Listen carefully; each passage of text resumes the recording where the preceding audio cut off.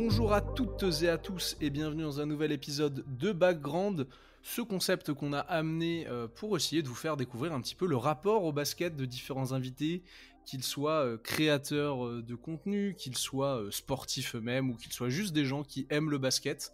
L'idée c'est un peu de comprendre comment on aime tous ce sport, par quel biais on l'aime, d'où est-ce que ça vient, etc. Pour aujourd'hui, j'ai le plaisir de recevoir Vincent. Vincent, comment ça va et merci d'être là. Ah, ça va bien et toi? Ça va très très bien. Belle journée, n'est-ce pas? Très belle journée. Alors cette émission va sortir normalement mi-mars, mais Ah. pour ceux qui pour ceux qui veulent le savoir, on est le 7 janvier. Aujourd'hui, Jean-Marie Le Pen vient de mourir. Donc Let's go. il faisait très beau, voilà. Une Voilà, belle journée comme on aime. une très belle journée. Présente-toi un petit peu pour les gens qui ne te connaissent pas. Bah, ah oui, c'est toujours un peu chiant de se présenter. Bah, Vincent Poulain, Mhm. j'arrive doucement sur ma trentaine. Je suis journaliste. Ok. Je travaille pour un média qui s'appelle Vroom Originals, qui regroupe pas mal de chaînes YouTube, dont le crossover NBA, qui est une des grosses chaînes FR sur le basketball et la NBA. Mhm. Du coup, voilà, j'écris notamment la série qui s'appelle La Grande Ligue depuis quelques années. Je pense que ça Ok. fait 4 ou 5 ans. D'accord. Et puis, sinon, voilà, je travaille sur les autres chaînes du groupe. J'œuvre pas mal sur d'autres projets documentaires autour du basket ou même des projets de livres. J'étais responsable éditorial de la NBA C'est quoi, Ok. notre bouquin qu'on a sorti il y a 2 ans maintenant, je crois, qui est ressorti avec une nouvelle édition à la fin de l'année dernière. Mhm. Et voilà, c'est à peu près tout. Eh ben, c'est une belle présentation. J'avoue qu'il y a des choses que je ne savais pas. Enfin, je l'ai appris avant quand on a discuté un peu, mais le crossover, notamment, moi je te connaissais par le biais de Twitter. C'est peut-être le cas de vous qui nous écoutez. Ouais, Et c'est vrai que j'ai essayé de faire une pause. Bon, aujourd'hui, naturellement, oui, j'étais obligé de tweeter parce que c'était le meilleur arc Twitter de tous les temps. c'était un Mais, bel. On l'attendait depuis longtemps celui-là. mais disons que, ouais, c'est vrai que je suis un gros tweetos. Je suis actif enfin un gros tweetos. J'ai pas beaucoup de gens qui me follow. Ouais, mais Mais quand même, t'es actif dans la sphère basket ouais, c'est France, ça. quoi. Je suis actif depuis plusieurs années sur Twitter. Mm. Je pense que Twitter, ça doit faire un bon 7-8 ans que je suis actif et dans les cercles de fans de NBA.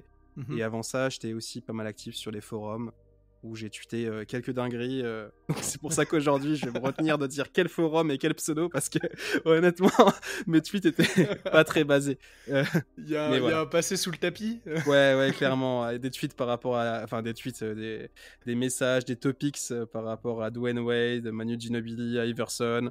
Bon, Oula. j'ai peut-être un peu abusé avec Ginobili à une époque. Oh là là. Ah bah voilà, et aussi, un élément Je suis le grand apôtre du ginobilisme en France. Fan numéro 1 du GOAT, et, le seul et l'unique, El Manu, voilà. Ce chauve argentin. Ça marche. Et bah justement, aujourd'hui, on est là pour découvrir un peu plus de ton basket. On reparlera certainement de Manu Ginobili. Question de base pour commencer cette première mi-temps. Vous avez l'habitude, vous qui nous écoutez, on a un format en demi-temps. On va attaquer sur ton lien avec le sport en tant qu'acteur, donc peut-être un peu plus en tant que joueur, puis on aurait peut-être un petit passage parce que tu crées justement. Mhm. Première question, comment est-ce que le basket t'est venu? Est-ce que c'est via de l'influence familiale, amicale, une découverte solo? Bah, c'est drôle parce que en fait, le basket, il s'est un peu imposé à moi progressivement. C'est-à-dire qu'il a toujours été plus ou moins là, mais Mhm. il était très en retrait. Et en fait, il est venu petit à petit, et puis maintenant, il s'est imposé au point où, d'une certaine manière, j'en ai fait mon métier. Mais Ouais. j'étais vraiment pas du tout destiné à ça, dans le sens où, en fait, moi, j'ai découvert le basket au début des années 2000. Ok. Notamment grâce à Tony Parker, hein, on va pas se mentir. À l'époque, je Ouais. savais pas encore que c'était un immense trou de balle. Mais, mais oui, donc c'est grâce à lui que j'ai découvert le basket. Mhm. Et aussi, mes premiers souvenirs, c'est parce que j'allais en vacances chez ma mamie. Ouais. Et mon cousin était un gros fan de culture des années 90. Donc on avait plein de cassettes. Mhm. Donc des cassettes de Bruce Lee, des cassettes de plein de bêtises comme ça, Ouais. Space Jam que j'ai vu comme ça, plein de films de ces années-là, quoi. Ok. Et aussi dans ces cassettes, si je me souviens bien, je crois qu'il y avait les finales 93. Ah Et du oui. coup, ouais. Du coup, j'ai maté les finales 93 sans Mhm. savoir qu'elles étaient terminées il y a des années en arrière et que Jordan avait gagné 6 titres et que machin chouette. Mais du Ok. coup, je crois que mes premières finales, c'est ça. Ça doit être les finales 93. D'accord. Et je me souviens aussi que vu qu'on était, enfin à l'époque il y avait une grosse hype Tony Parker, donc je te parle de 2004, 2005. Mhm. Tony Parker, il avait son burger chez Quick, il y Oui. avait, bref, il y avait le dessin animé Tony Parker Ouais. qui est d'une qualité incroyable, vraiment un chef-d'œuvre de l'animation. Je me souviens, il y avait même les agendas Tony Parker, parce que je les ai Ouais, ouais. eus à l'époque. Ouais, voilà, bah tu vois très bien ce dont je parle. Et Ouais. du coup, voilà, je me souviens qu'avec mon cousin, on avait regardé les finales 2005 ensemble. Mhm. Finales incroyables dans lesquelles je suis tombé amoureux d'un Argentin que je connaissais déjà. Parce que, bon, pour le savoir, pour les gens peut-être qui n'ont pas le contexte, c'est que les finales 2005, le MVP des finales, c'est Tim Duncan. Mais le Ouais. X Factor qui fait tourner la série en faveur des Spurs, notamment, je crois que c'est, je sais plus si c'est le Game 5 où il fait un Game 5 monstrueux, c'est Ginobili. Mhm. En tout cas, enfin bref, c'est lui qui fait, qui pas très bon au début de série, mais qui après se réveille. Et Ok. donc voilà. Et en dehors de ça, en fait, mon père, c'est un peu un sportix, c'est-à-dire que on regardait tout ce qui se passait à la télé, tu vois. Ok. Et pendant les JO, c'est genre pendant 2 semaines, on est devant la télé, on fait que ça. Et Ça dort dans le canapé? Ça ouais, vit dans le canapé? clairement, ouais, vraiment. Et avec mon père, on regardait surtout du tennis, Oh. vraiment beaucoup de tennis. On regardait pas mal de foot. C'était l'époque la Ligue des Champions sur TF1. Mhm. On regardait aussi beaucoup de handball. Moi, ça a été pendant très longtemps, ça a été mon sport préféré, le handball. Ok. Voilà, avec des joueurs comme Ivano Balic, Luca Ballot, plus tard des Cédric Sorando, tout ça. Mhm. Et en fait, donc tout ça pour dire qu'on regarde beaucoup les JO. Et pendant les JO, moi, JO qui m'ont vraiment marqué, c'est les JO d'Athènes. Ouais, donc Et 2004 pour remettre. c'est ça, 2004. Et forcément, l'espoir des Argentins, Ouais. Ginobili qui met le tir au buzzer contre. C'était quoi? C'est Porto Rico, je crois, en poule, je sais Alors, plus. j'ai 4 ans à ce moment-là et je les ai pas regardés, donc là, je vais pas trop t'aider. Mais bref, en tout cas, truc de fou. Ouais. Et puis bien sûr l'exploit de sortir les Ricains Ouais. avec Iverson et Duncan dans la team quand même. C'est vrai que c'est Euh, des putains d'équipes, les Ricains, quand même. ouais, bah putain d'équipe. Disons que disons que LeBron et Melo ont pas mal ciré le banc, quoi. Oui. Mais Non, mais ça fait quand même une belle équipe si tu prends le papier. ouais, bien sûr, bien sûr. Mais Larry Brown a fait n'importe quoi. Mais au-delà de ça, au-delà de ça, c'était une vraie belle équipe. Marbury aussi qui fait un bon match, il me semble, contre les Argentins. Mais en tout cas, voilà. Je suis tombé amoureux de Manu. Le basket, il est toujours resté plus ou moins, comme je te disais, je regardais beaucoup de sport. Il est Ouais. resté plus ou moins là.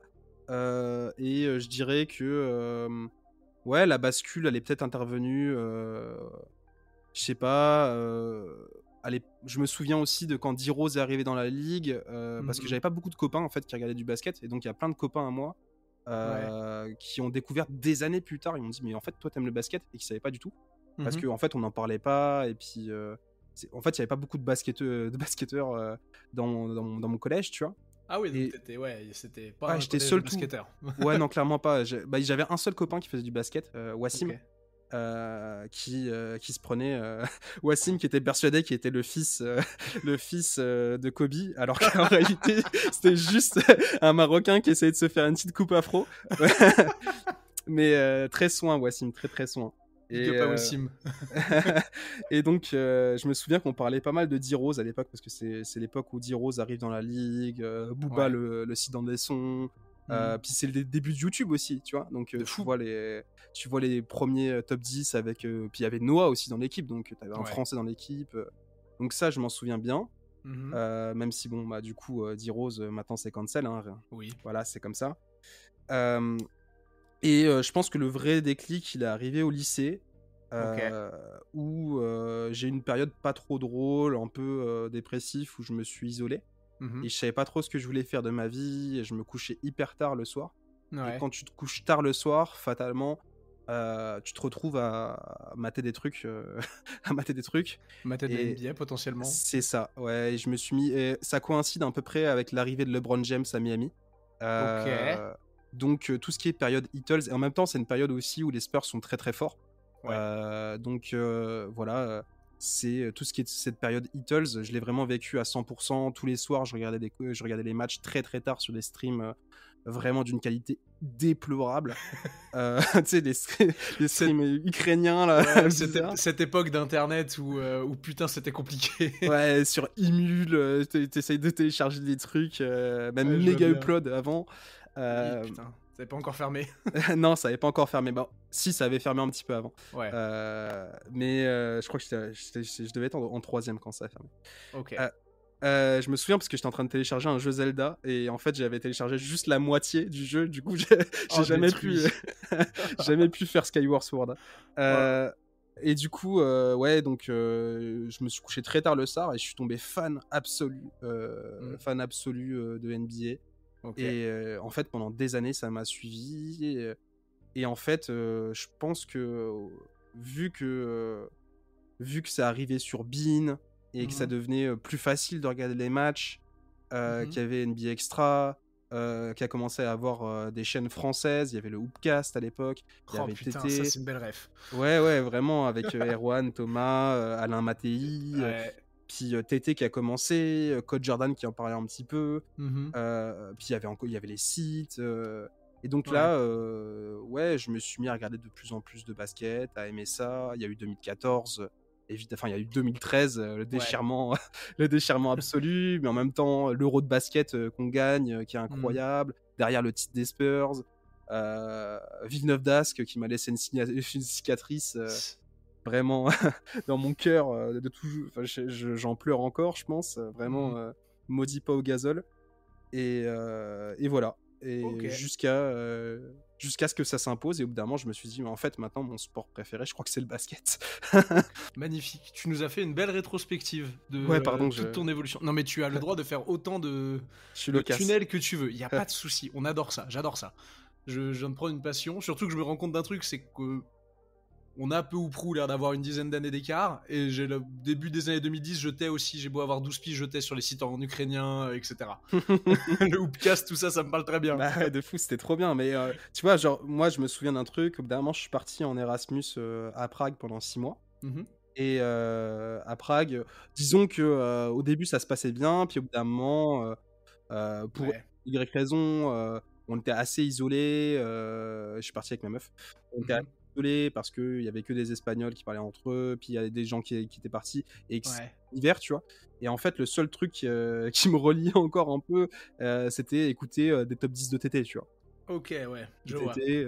Donc, tu fais en même temps, tu vois, tu fais un petit peu ta culture basket comme ça. Ah bah bien Tu sûr.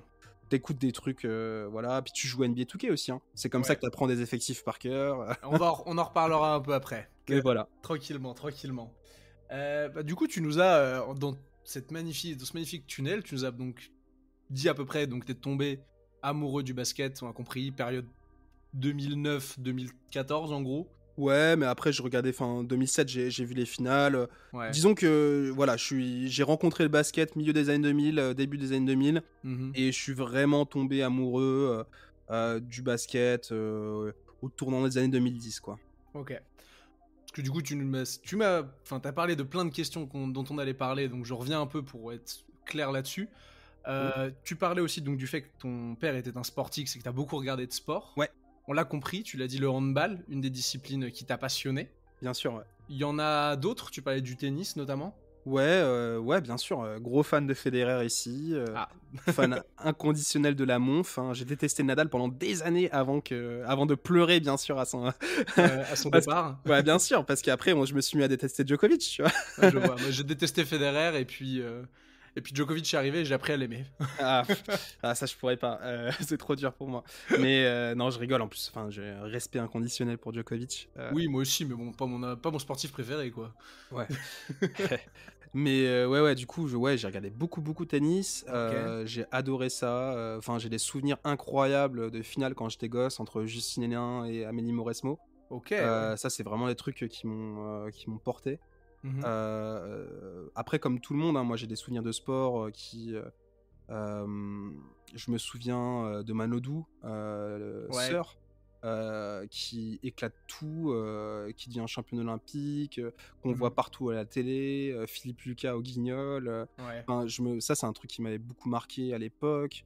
Euh, je me souviens aussi. Enfin, globalement, on regardait tout ce qui passait à la télé, tu vois. Ouais, t'as tout Ah, bouffé en termes de sport. Ouais, vraiment, tu sais, les trucs d'athlé. Enfin, j'étais en direct sur le Alors peut-être à Zurich, là, le 4x4 Ok, putain. féminin. J'étais en direct devant la télé. J'ai hurlé. Je pense que c'est le plus grand moment de sport de tous les temps. C'est Ouais. la remontée de Floria Gay là sur le relais. Ouais. Et puis ouais, oui, et évidemment un sport qui a compté énormément pour moi, Mhm. c'est l'escrime. Ah Euh, ouais? ouais, Ok. j'ai fait je sais plus un Parce peu que... plus d'une dizaine d'années d'escrime en cumulé. Oh punaise. Même plus, je dirais une quinzaine. Stylé, parce que pour le coup, j'ai pas l'impression qu'on rencontre beaucoup d'escrimeurs et escrimeuses dans la vie de tous les Bah, jours, incroyable. tu vois, le truc, c'est que en dehors du sport, je suis aussi beaucoup passionné d'histoire. Et quand t'es petit, t'es là, tu fais Mhm. les chevaliers, les mousquetaires. Et Ouais.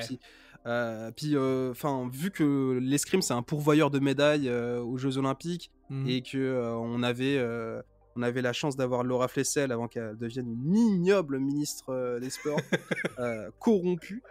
Euh, Bah, Ah, c'était mon j'adore ce idole. message politique. C'était mon idole quand j'étais petit. Ok. Du coup, mon père, il s'est dit, bah, vas-y, il y a un truc à faire. Je le mets à l'escrime parce que j'étais nul au judo, vraiment trop nul. Ok. Donc, j'ai fait de l'escrime, d'abord du fleuret à assez bon niveau, Ouais. même plutôt bon niveau très élevé Mhm. quand j'étais jeune. Ok. Jusqu'à ce que j'abandonne parce que tu vois, moi plus tard j'ai écrit une vidéo sur Johnny Wilkinson qui disait que quand il était, enfin, je me compare pas du tout à Johnny Wilkinson, hein, je suis pas je suis pas Ouais. du tout mais tu vois, il racontait que avant chaque compète, à chaque match, son père, il devait s'arrêter sur le bas côté pour qu'il puisse vomir, tu vois. Ouais, je vois. euh, et moi, j'étais comme ça, tu vois. J'étais comme Ok. ça m'a rongé de l'intérieur la compétition. Mhm. Et un jour, j'étais en finale d'une grosse compète, j'avais tiré une demi-finale vraiment hyper difficile, où Ouais. j'étais hors de forme de fou. Et le Ok. mec, il avait fait un assaut, mais vraiment insupportable à tirer. Je le gagne ric-rac, et honnêtement, je mérite pas de le gagner. Mhm. Et la finale, c'est du tout cuit. Et en fait, je me dis, Tu lâches genre, mentalement. ouais, j'ai plus envie d'être là, en fait. Je comprends. Je bazarde la finale, et puis je me suis cassé, et j'ai attendu, je pense, je sais pas, 5 6 ans avant de revenir sur les pistes, et Ok. plus jamais à un niveau compétitif. J'ai troqué le fleuret pour faire de l'épée. Ça, Ok. c'était plus marrant. C'était plus, enfin, tu vois, c'est plus pour s'amuser, tu vois. Je vois. Mais de toute façon, enfin, j'aurais jamais fait carrière, dans le sens où ma croissance s'est arrêtée peu de temps après. Et quand t'es pas grand pour l'épée, enfin pour Ouais. le fleuret, et même l'escrime en général, c'est compliqué. Ok. Euh, mais ouais, des belles compètes, genre on appelait ça les horizons. C'est Ok. Horizon 2012, Horizon 2016. Ouais, enfin, ça ça- me dit un truc, ce c'est genre des, de nom. c'est Ouais. des compètes qui te préparent, tu sais, pour aller au JO des jeunes. Ouais, je vois. Oui, c'est ce que je veux dire. Je vois ce genre de naming dans certains Ouais, sports. Espoir machin. ouais, c'est ça, ouais. Mais Ok, d'accord. du coup, voilà, ça, c'est un sport aussi qui m'a porté. Mais ça, pour le coup, c'était plus la pratique. Parce Ouais. qu'on voyait pas trop l'escrime à la télé, à part, Ouais, c'est évidemment, rare, hein. tous les 4 ans au JO, quoi. Ok. Donc finalement un cœur qui vibre pour le sport en général. Ouais, clairement. Et puis évidemment, le foot sur TF1, enfin le Grand Lion de Juninho Ah, et tu es un fan de compagnie. Lyon. Non, Ouf. pour le coup, je suis pas un facho. Ah, j'adore. Non, en vrai, Ça me régale. je suis vraiment un footix, dans le sens où moi, je supporte des équipes ou des joueurs sur des périodes, tu vois. Genre, Ouais. Non mais je te comprends de fou. j'adorais Kaka. Hmm. J'ai adoré l'OM version Mamadou Niang, Tai Taiwo et compagnie. La dernière belle version de l'OM qu'on a eue, si tu veux mon avis. Ouais, c'est ça, avec Eric Guéretz au coaching. Ça, c'était Ouais. enfin le jeune Valbuena. Je sais pas s'il y avait encore Nasri. Non, je pense qu'il Non, était parti. Nasri il part un peu avant, mais tout ce qui est Ouais. Loïc Sana, Loïc etc. Sana, ouais, c'est ça, ouais. Je cherche un autre nom. Benoît Chéroux. Oh oui, voilà, c'est lui que je cherchais. Benoît Chéroux. Puis Steve il y avait. Mandanda. Ouais, non, il y Oh avait là encore là. Carasso, je crois. Je crois qu'il y avait encore Carasso. Mandanda était gardien numéro 2, mais il passe numéro 1 en cours de saison. Ça dépend des sauces que moi j'ai des souvenirs de Mandanda avec cette équipe, mais peut-être. Ouais, et puis après, moi j'ai bien aimé le PSG QSI. Moi j'étais fan de Kaka. Ok. J'adorais Kaka le footballeur. Je comprends de fou. Magnifique enfin, joueur de foot. voilà, et puis fatalement, au fur et à mesure, je me suis mis à regarder moins de foot. Ouais. Parce que l'évolution du. On en parlera peut-être avec le basket. En tout Ouais. cas, l'évolution du foot comme il est joué aujourd'hui, ça me plaît un peu moins. Ok. Et puis maintenant, en fait, moi, le foot, c'est le genre de truc que je regarde avec des copains, tu vois. Je vois, oui, Et là-dessus, je pense qu'on a le même rapport au foot. quand Visiblement. tu vieillis, fatalement, tes copains, soit ils quittent la ville pour aller travailler dans une autre ville, soit, Mhm. voilà, tu es à la distance, ils ont des Ouais. femmes, des enfants, des trucs comme ça. Donc, t'as Mhm. plus le temps de te faire des soirées Ligue Dash tous les mercredis, tu vois. Je vois. Donc, forcément, je regarde un peu moins le foot, quoi. Ok. Eh ben écoute, ça fait 20 minutes, on a parlé de Pardon. plein de choses et on va se reconcentrer un peu sur le basket. Encore une fois, c'est génial que tu nous partages tout ça parce que je trouve que je pense que ça va très bien aider à cerner la suite à mon avis, vu comment tu parles avec plein de passion de tous les sports et que t'as l'air vraiment de kiffer ça jusqu'au bout de tes tripes. Ça régale. Tu disais que t'avais pratiqué l'escrime. Ouais. J'en conclus que t'as du coup certainement pas pratiqué le basket en club. En club, non. Non, en club, Ok. j'ai seulement pratiqué l'escrime et plus ou moins le hand aussi. Mhm. Plus ou moins le hand. Après, avec les copains du hand, on faisait un petit peu de basket. On faisait un Ouais. petit peu de basket. T'as joué un peu Euh, sur les playgrounds. j'ai joué un petit peu sur les playgrounds. Je te mentirais si je te disais que j'avais squatté les playgrounds. En même Ouais. temps, comme je te disais, tu vois, moi, je fréquentais surtout des footeux, tu vois. Mhm. Donc, quand on allait au City, c'était plus pour taper un foot que pour taper un basket. Mais oui, non, Non, je vois. j'ai un petit peu joué. J'ai un petit peu joué. Ok. Et j'ai très mal joué, surtout. Je suis vraiment pas bon. C'est un sport très compliqué quand tu commences pas petit le basket, hein, je Ouais, trouve. puis j'ai le sentiment aussi que si t'as pas quelqu'un pour t'accompagner, c'est-à-dire que si t'as pas. Pour moi, c'est pas un truc que tu peux apprendre en autodidacte. C'est-à-dire que dans le Ouais, sens où du foot, tu donnes un ballon à quelqu'un, globalement, il va comprendre.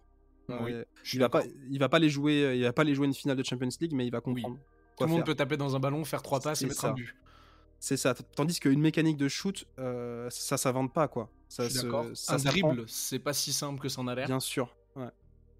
Ah, mais Ouais, complètement. bien sûr. Donc c'est pour ça que moi, pour le coup, tu vois, genre, c'est vraiment très limité, balle en main. Mhm. J'ai un shoot qui est décent, mais qui est pas. Oui. Enfin, Georges Eddy, il serait pas content de voir ça là comme mécanique, c'est sûr. Et globalement, tu vois, comme tous les mecs qui sont mauvais au basket, Mhm. je vais plus être un défenseur, un joueur sans ballon, tu vois. Je vois. On va essayer d'être là, de T'es un compenser par Sri les Andy efforts. sans le Sri. Ouais, c'est ça, on va dire ça. Mais j'aime bien le jeu sans ballon, ça c'est un truc j'ai toujours bien aimé Ah, mais c'est chez les très important. basketteurs. Mais Ouais. j'aime bien, tu sais, en même temps, les passeurs, les gars qui sont capables d'être de très bons passeurs, mais en n'ayant pas beaucoup la balle, tu vois, je pense Mhm. des gars comme Boris Dio ou actuellement mon joueur préféré, Jérémy Sohan.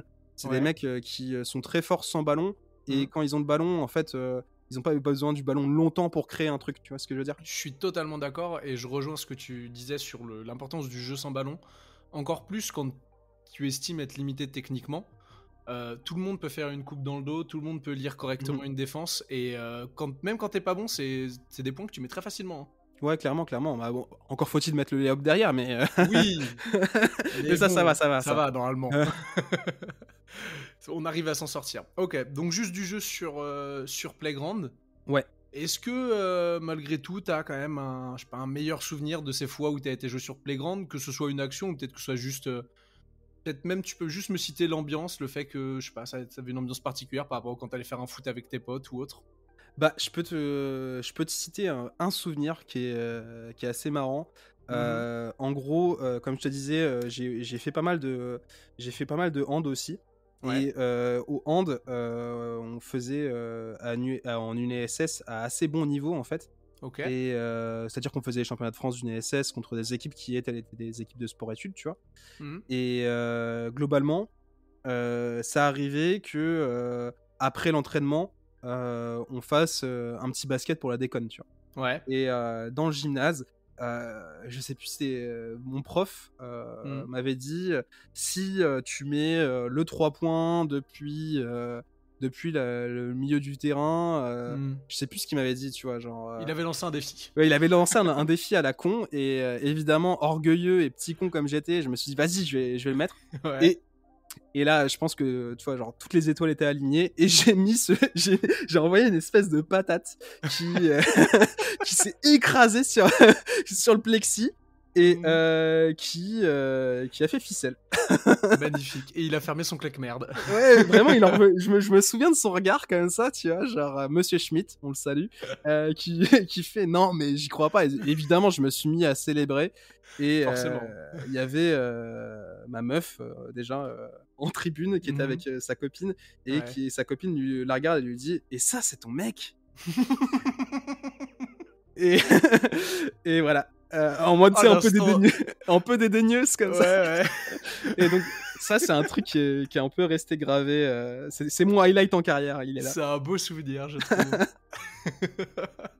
Ah, c'est génialissime, j'adore. Tout est génial. Le prof qui fait le malin, la copine dédaigneuse en tribune. Magnifique.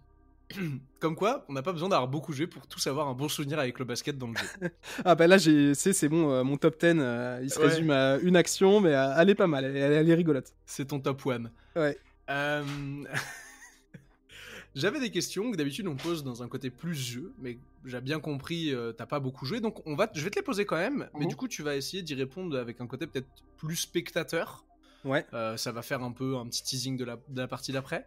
Après, je trouve que tu vois, genre, moi pour le coup, j'ai joué un peu pivot et en fait, quand je jouais au hand, j'étais starter pivot, mais en réalité, je rentrais souvent en deuxième meneur.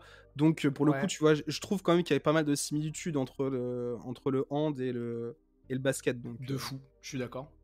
Enfin, après, il y a des grosses différences évidemment, mais je trouve quand même que sur la construction d'une action, notamment sur les mouvements et le jeu sans ballon notamment, et l'importance de faire bouger la défense, c'est ça. Et donc pour le coup je trouve quand même qu'il y a des petites similitudes entre les deux sports.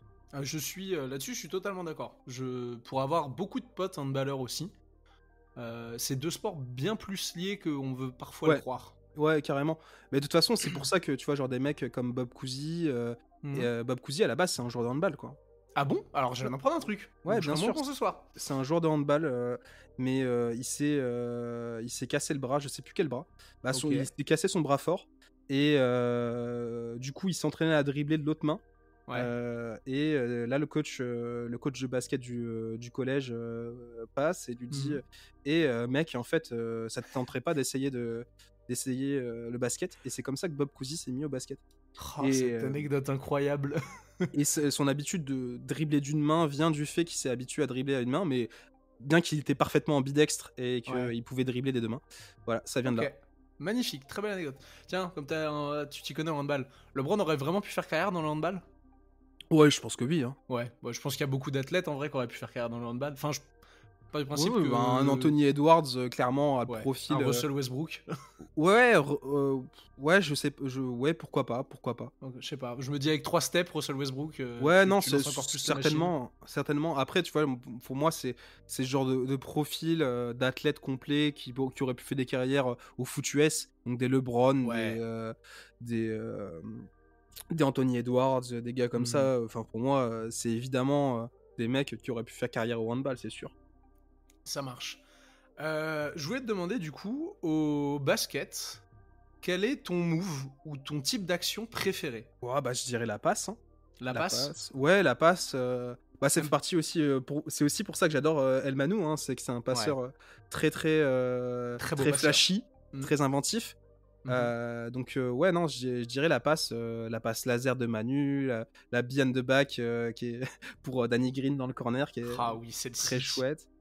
Même si je préfère la laser pour Thiago Splitter, pour le coup celle-ci elle est vraiment très imaginative mais imaginative. Ouais, en tout cas passe, voilà. Moi j'imagine. Ouais, sûrement. en tout cas c'est une belle basse. Donc non, je dirais la passe. Je trouve que en plus c'est le plaisir d'offrir aussi, tu vois. De fou. Je pense que puis c'est la base du sport. Ouais, clairement. À la toute base, il y a pas de dribble au basket. Hein. Ça se joue sans dribble. Les gens bougent pas et ils se font la passe, tu vois. Je suis Donc, d'accord, ouais, c'est pour ça que je disais ça aussi, ouais, c'est un sport collectif. ouais, bien sûr. Et pour moi, c'est. Puis c'est pour ça aussi, tu vois, genre, j'ai fait du sport individuel pendant très longtemps.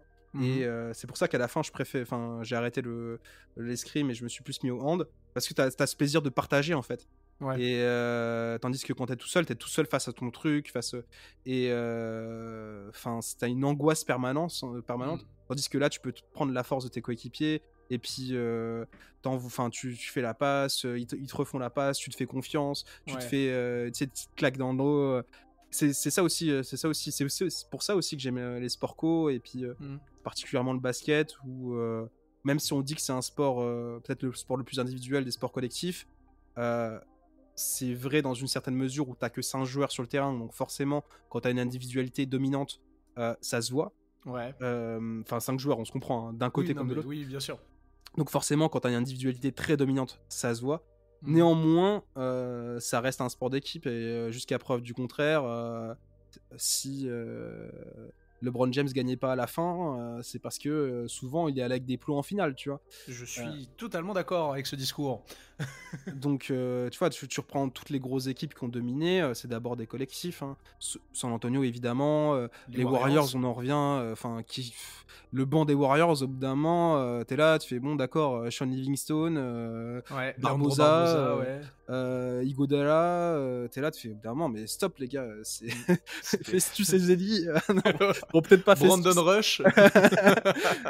Mais voilà, tu vois, genre, les mecs, ils avaient des bancs de Non mais malades. oui, mais le collectif fait toujours la différence à la fin, C'est hein. ça, enfin, Les Celtics l'année dernière, les bien Nuggets l'année sûr. d'avant, même si t'as toujours une individualité qui ressort. Ouais, bien sûr, mais tu prends l'époque, tout le monde va te dire pourquoi Bird et Magic ils ont dominé la ligue, parce que c'était Bird et Magic. Ah non. Bah, il faut regarder avec qui jouait Bird et Magic, Ouais, hein, ouais, je suis bien d'accord avec ça. bah, au bout d'un moment, quand ton sixième homme c'est Jamal Wilkes et Bill Walton, t'es là, tu fais bon, Ça va, il y a ça va, pire. pas dégueu Ouais, non, finalement. non, mais clairement. Clairement, Donc clairement. De tout temps, voilà, même les Bulls de Jordan, on dit les Bulls de Jordan, mais il y a Jordan, il y a Pippen, il y a Rodman, ouais, il y a Ron Harper à ça certains dépend des moments. versions. Ça dépend des Ouais. versions. Genre vraiment 93, je trouve que l'équipe elle est très très pauvre. Euh, je la trouve pas belle cette équipe de 93 qui gagne, Je sais mais pas si t'as en tête. bah, t'as vraiment pas grand chose, hein. C'est les restes du premier Mhm. sweep it. Ouais. Et tout le monde est un peu vieux, c'est compliqué. Il te reste Ok. encore un Pippen qui, pour le coup, lui, est en plein prime et émerge vraiment. Mhm. Un Horace Grant qui est encore qui est très bon. Mhm. Mais globalement, autour, c'est compliqué. Tandis que après, sur le deuxième sweep it, là, tu te retrouves avec des vraies petites belles armadas. Ouais. Notamment, voilà, 97, c'est pas dégueu, quoi. Ouais, clairement. Ok, donc c'est beau finalement, la passe qui est, j'ai envie de dire, l'action qui caractérise ton amour pour le collectif du basket. Ouais, bien sûr. Et puis, C'est magnifique. même au-delà de ça, tu vois, genre, moi je me suis buté à tous des highlights, genre, comme tout le monde, hein, tu sais, Jay Will, Ouais. Pete Maravich. Tu sais, t'aimes Tous bien ces les. passeurs créatifs là. C'est ça, t'aimes bien les mecs qui inventent des trucs. Ah, je suis d'accord. Et je trouve qu'il y a un truc quand même à la passe où tu peux inventer. Mais je trouve que c'est même le secteur du jeu le plus créatif, dans le Bien sens sûr. où le dunk, rare quand même de voir des mecs taper des 3-6 East Bay en match. C'est un peu chiant, ouais. C'est un peu compliqué à rentrer, on va dire, donc on a quand même souvent le même profil de dunk, les tomahawks, les deux pieds de main, etc. Bon, le tir, il y a des trucs un peu loufoques, mais la passe, pour le coup, on a toujours des types qui sont capables d'inventer des choses. Mhm. Puis c'est un domaine d'expression un peu, tu vois. Genre, Ouais. c'est-à-dire que je trouve que c'est un peu comme du jazz, dans le sens où une fois que tu as compris, tu maîtrises les bases, donc les fondamentaux, Ouais. c'est à toi d'improviser dessus. Et Totalement la d'accord. passe, tu peux vraiment improviser tout et n'importe quoi. Tu peux rester sur un classique baroque et faire la bounce pass à la Stockton, un peu chiante. Mais bon, Très efficace. tu deviens le meilleur passeur de tous les temps comme ça. Tu peux être sur un truc un peu plus flashy, hip-hop, et faire des look pass à la Magic. Tu peux être Ouais. sur un truc très rap, être sur du G-Wheel, la elbow pass. Des trucs complètement expérimentaux, la Ginobili. Tu vois, moi c'est un truc qui me fait pas mal kiffer. Ouais. Après, globalement, tout ce qui est dimension créative dans le jeu, ça me fait kiffer. Tu vois, quand je vois des athlètes comme Jamorant taper des 360 lay-up, Hmm. évidemment que ça me fait baver aussi, quoi. Ah, mais forcément, forcément. Mais On aime tous la créativité au basket. On a parlé des trucs qu'on kiffait. Est-ce que à l'inverse, il y a un truc qui t'insupporte dans le jeu? Pas réellement. Ok. Pas réellement. Je dirais que qu'est-ce qui pourrait m'insupporter le plus Je sais pas, les croqueurs. Oui, bah disons que c'est pas. Enfin, c'est chiant, mais après, moi je m'en fous, je joue pas avec lui, mais évidemment ça va me frustrer. Ouais. Moi j'aime pas, et c'est très, c'est assez paradoxal de dire ça parce que je viens des finales 2005 et c'est peut-être ma finale préférée, mais quand tu la regardes c'est très haché. Mais j'aime pas trop quand le jeu est trop haché, tu vois. Et c'est aussi pour ça que maintenant je suis un team League Pass All Possession. La meilleure des teams. Ouais, vraiment. Hein. 38 minutes, t'es bien, mon gars. Hein. C'est pas besoin de plus. Hein. C'est ça. Mais parce que quand c'est trop haché, tu sais, des fins de match là où ça se joue au lancer là, tu souffres de fou. Tu donc n'es ça, ouais. Pas un grand fan de Joel Embiid. Ouais, pour d'autres raisons aussi, il m'insupporte un peu. Pourtant, à la base, je l'aimais bien. Mais... Je tendais la perche. Mais oui, non, c'est un truc qui me saoule un peu quand le jeu est trop haché. Mais ça, globalement, c'est un problème de rythme par rapport au basket et au format commercial du basket. Je suis d'accord. Avec les temps morts, tout ce qui est pub. Après, c'est le sport américain qui est comme ça. Hein. Oui. Et paradoxalement, j'aime bien le foot US. Hein, donc, putain, alors que c'est encore plus haché. Tu dis que t'aimes pas le jeu à lâcher, mais oui, là ouais, mais c'est parce que quand il se passe un truc au foot US, c'est vraiment cool. Ouais. Non, alors ça dessus, je suis hyper d'accord. C'est vraiment un truc qui est fait justement en mode il se passe un truc, c'est fou. Ouais. Mais ouais, du coup, ouais, ça c'est un aspect du basket qui me saoule un peu, c'est quand c'est trop haché, quoi. Ok, ça marche. Bon, c'est un aspect. On n'avait pas encore parlé, mais je suis assez d'accord. C'est vrai que ça peut être très chiant. Les arbitres ont beaucoup à jouer là-dessus, je trouve. Ouais, et puis j'ai pas envie de critiquer les arbitres parce que je trouve ça un peu facile, mais c'est vrai que puis tu sais, ça fait très j'enfonce une porte ouverte en disant tu sais, ça fait très café du commerce de dire oui, les coups de sifflet pour rien, les fautes techniques inexistantes. C'est sûr que ouais, ça me saoule aussi. Je suis d'accord, mais je serais toujours assez critique avec les arbitres NBA quand je vois la qualité des arbitres qu'on a en Europe. Ouais. Je suis désolé, t'es censé être la meilleure ligue du monde, ça m'emmerde qu'on n'ait pas les meilleurs arbitres du monde. Je pense pas que ce soit une question de qualité d'arbitre. Je pense que c'est plus une question de consignes, de produits et comment est calibré le produit NBA. Non, après, oui. Tu vois ce que je veux dire? Oui, je pense qu'il y a un genre de cahier des charges. Oui, bien sûr. C'est tous des superstar calls, etc. Bien sûr. Et puis même, il faut que la ligue elle soit le plus lisse possible parce que sinon, si ça devient un peu edgy, tu vas pas pouvoir faire des collabs avec Disney. Ça, c'est le même problème que le catch, que le catch WWE. Hein. Vraiment, c'est le même truc. Hein. Si tu mets un peu de sang, ça va être compliqué de vendre à Disney. Donc non, on va rester sur un produit très... le puritanisme américain. Ouais, bah c'est ça. Hein. Mais en même temps, on va pas se mentir, c'est ce qui fonctionne. Hein. C'est pour ça que la NBA elle fonctionne aussi bien en ce moment. Hein. Ah ouais, non, mais après, oui. Enfin, en ce moment, un peu moins, mais je veux dire ces dernières années. Mais donc voilà, mais oui, c'est un truc qui me gêne un peu. C'est pour ça que j'aime bien regarder de plus en plus de l'Euroleague ou le Paris Basket, je suis fan. Hein. J'ai regardé l'Eurocup l'année dernière et puis je suis un peu l'Euroleague cette année. Voilà, j'aime bien le basket européen aussi. J'aime bien le jeu un peu plus physique et plus libre, j'ai envie de dire. Ouais, après dans l'arbitrage. Ouais, bien sûr. Mais après, je suis pas non plus j'aime pas non plus les mecs un peu trop réac qui vont te dire oui, de toute façon, c'est une ligue soft, c'était mieux avant, c'était des vrais bonhommes, on n'avait pas peur de faire des fautes, et puis machin chouette, et puis David Robinson, il plierait Wemby en deux, et puis ça me saoule. Globalement, je suis d'accord, ça c'est chiant aussi. Ah, c'est des réflexions de vieux cons qui me saoulent de fou. C'est comme dire que tu vois, genre, j'ai horreur des gens qui vont te faire croire que le basket européen c'est le basket cérébral, c'est les machins, tandis que le basket NBA c'est juste du show un peu physique. C'est faux, tu vois, genre c'est faux. Est-ce qu'il y a un fond de vérité là-dedans de dire que les équipes européennes sont un peu plus en place parce qu'elles ont plus de temps de se préparer et qu'elles ont moins de matchs? Oui, évidemment que c'est vrai. Ouais, après je pense aussi qu'il y a une différence dans l'approche du basket même. Dans les règles. Ouais, déjà il y a une différence dans les règles et dans le temps de jeu aussi, donc ça va forcément influencer. Et dans l'importance de la dimension physique aussi, tu vois, genre... Ouais, et puis comme tu parlais, tu sais, tout à l'heure tu parlais de produits à l'américaine. Mmh. Par essence, la ligue a besoin de stars pour storyteller. Mmh. Et donc, c'est pour ça qu'on a un basket NBA aussi qui est plus star-centré. Bien sûr. Là où c'est un petit peu moins le cas en Europe. Et encore, il y a quand même des franchise players en Europe. Faut arrêter de déconner. Hein. Oui, bien sûr. C'est quand même des premières, deuxième, troisième options. Là-dessus, je te rejoins de fou. Faut pas non plus tomber dans... Enfin, dans deux types, faut pas tomber dans l'excès. Ouais, bien sûr. De toute façon, moi, je suis dans la team où j'en suis à un moment où je suis un peu désillusionné par la commu NBA, où je trouve qu'en fait, soit t'as des jeunes un peu provocateurs qui vont dans la tech provocatrice, tu vois, qui vont aller te dire que j'en place une pour mon gars Logged In, Enzo, que je fais un gros bisou. Mais en plus, il sait que je l'adore, Enzo. C'est un très bon copain à moi, mais tu vois, genre. Ça me saoule un peu ces takes un peu Ouais.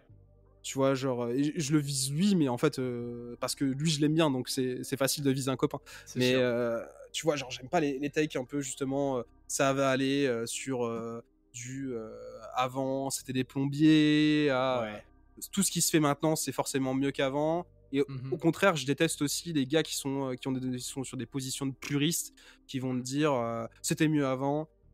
Moi, je pense qu'il faut juste prendre le basket pour ce qu'il est, après ce qu'il est, et accepter que, tu vois, le basket, c'est comme une langue, en fait. C'est un truc vivant. Donc forcément, la langue française, c'est pas la même qu'il y a 100 ans. C'est pas la même qu'il y a 10 ans. Ça sera pas la même dans 10 ans, dans 15 ans. Et le basket, c'est la même chose. Et en fait, quelque chose qui continue, qui n'évolue pas, c'est quelque chose qui meurt, tu vois. Donc c'est une bonne chose que le basket évolue. Je pense que tu peux avoir des préférences, dire ah bah je préférais le basket de ces années-là. Ok, il y a pas de problème, mais voilà, faut accepter que les choses évoluent quoi.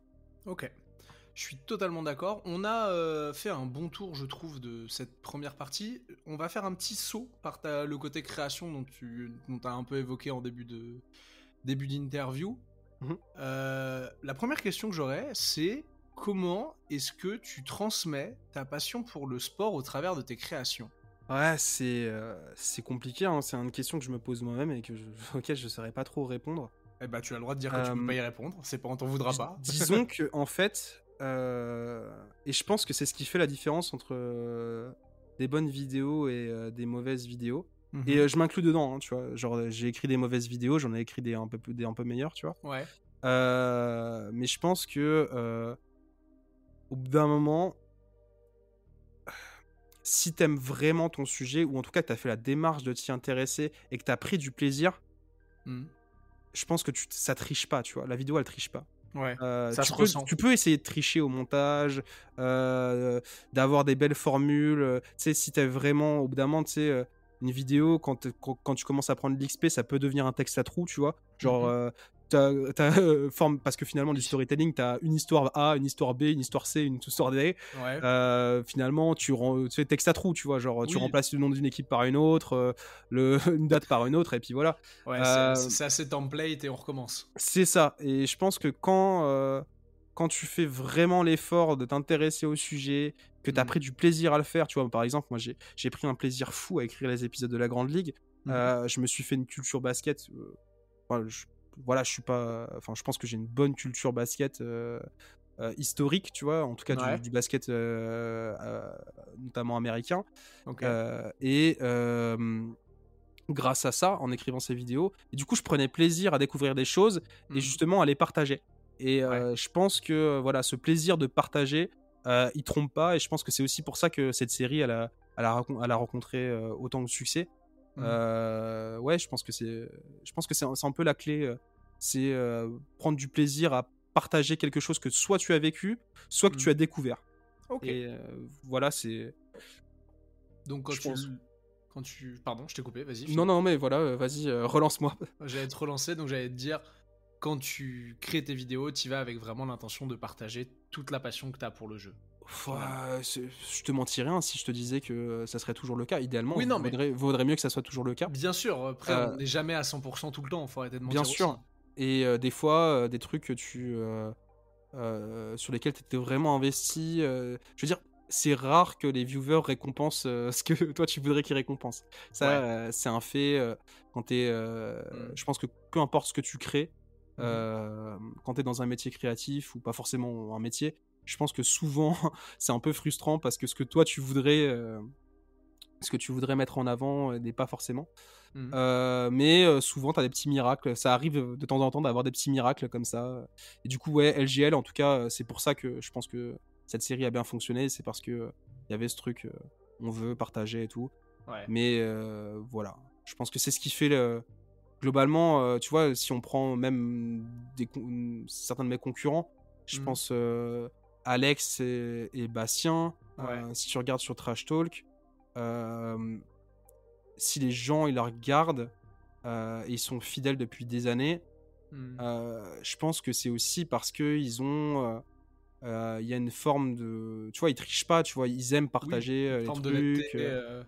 Ouais, il y a un truc qui a connecté, et même si des fois le sujet de la vidéo, il peut être un peu plus mid que d'habitude, ou mmh. tu vois, genre il y a un truc, ils trichent pas, tu vois. Je pense pas Ouais. qu'ils trichent en tout cas, et je pense que Oui, les gens ils ressentent ça.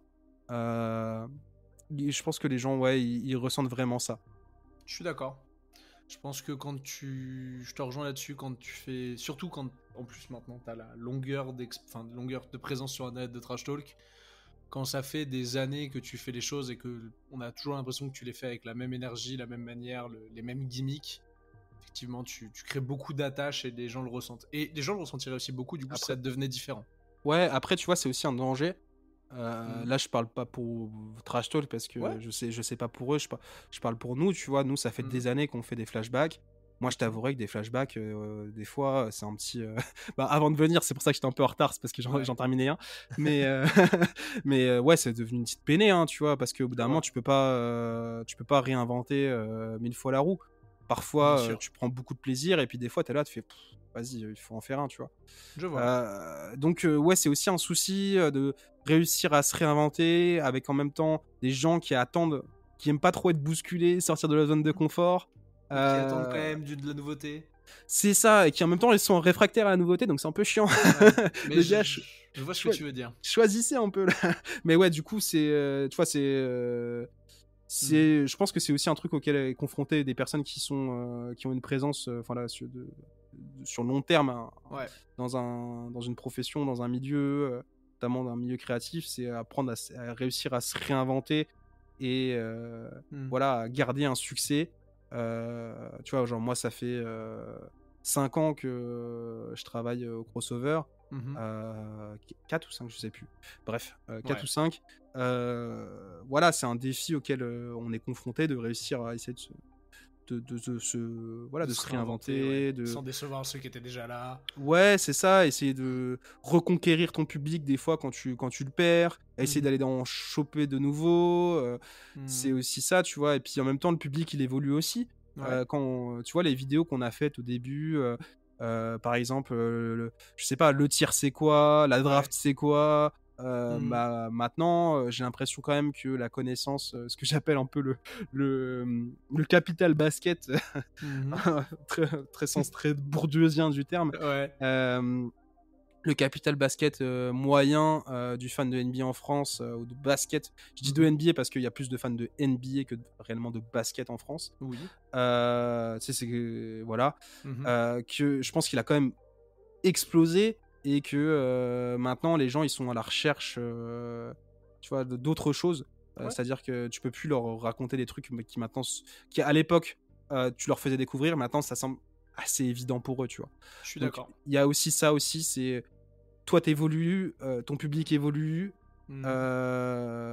et faut réussir à évoluer ensemble. Et Ouais.